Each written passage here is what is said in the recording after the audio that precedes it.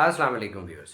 सबसे पहले तो आपसे माज़रत ख्वाह है कि वो जो एक सिलसिला हमने शुरू किया था आपको एक इन्फॉर्मेशन इम्पार्ट करने का अबाउट द डायबिटीज़, उसके अंदर एक छोटी सी इंटरप्शन आ गई और इंटरप्शन की रीज़न मेरी कुछ अपनी प्रोफेशनल एंगेजमेंट्स थी, जिसकी वजह से पिछले कुछ दिन से मैं नहीं आ सका आपके सामने, वीडियो को लेकर हाज़िर नहीं हो पाया। इसके लिए आपसे माज़रत ख्वाह। आज हम फिर से आपके सामने हाज़िर हैं आपके अपने programme diabetes is a scam or not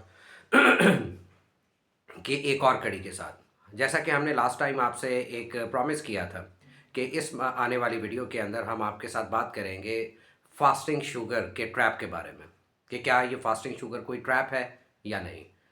तो प्लीज़ इस वीडियो को आखिर तक देखिएगा, क्योंकि आज की वीडियो बहुत ही इंटरेस्टिंग और सूदिंग होने वाली है उन लोगों के लिए जो इस मुश्किल में फंसे हुए हैं।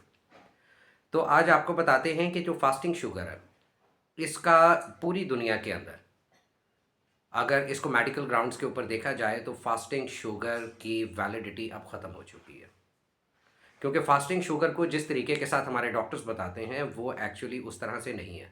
हमारे डॉक्टर्स हमें ये बताते हैं कि रात को जब आप सो जाते हैं और अगले दिन सुबह उठते हैं तो सुबह उठकर जो आप पहली शुगर लेते हैं उसको फास्टिंग शुगर कहते हैं।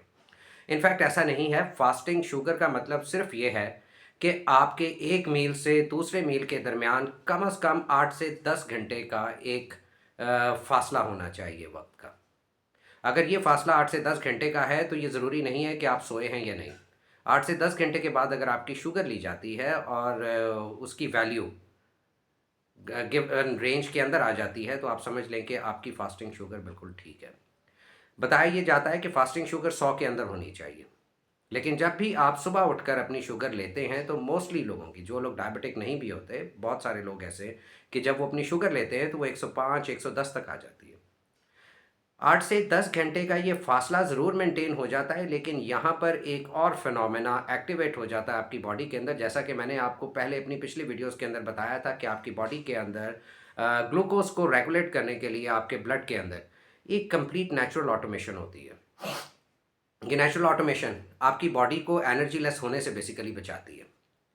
तो जब आप सुबह उठते हैं तो सुबह उठने से पहले आपकी बॉडी, ये स्पेशली उन लोगों के लिए है जिन लोगों की सुबह उठने की एक फिक्स्ड रेगुलर रूटीन है। जब आप सुबह उठते हैं तो आपके उठने से पहले आपकी बॉडी का एक मैसेज, एक सिग्नल आपके लिवर को जाता है, आपके ब्रेन की तरफ से, जिससे ये उसको मैसेज दिया जाता है कि ये उठने वाले हैं। और उठने से पहले डेफिनेटली आपको एक सर्टेन अमाउंट ऑफ एनर्जी चाहिए अपने अगले दिन के काम करने के लिए। तो इसको कहते हैं डॉन फिनोमेना। इस मैसेज के ज़ेरे असर आपका लिवर, जिसके अंदर 100 ग्राम्स तक शुगर स्टोर्ड होती है, वो उसमें से कुछ शुगर आपके ब्लड में रिलीज़ कर देती है।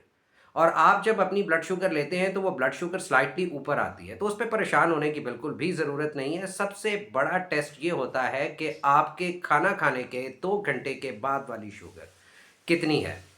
इनकी गाइडलाइंस के मुताबिक वो 120 से 140 होनी चाहिए। 120 से 140 के दरमियान अगर आपकी 2 घंटे के बाद शुगर आ जाती है तो यू आर आइडियली परफेक्ट, और अगर 120 से भी नीचे आती है आपकी पोस्ट प्रेनिडियल शुगर तो आप बिल्कुल ठीक है।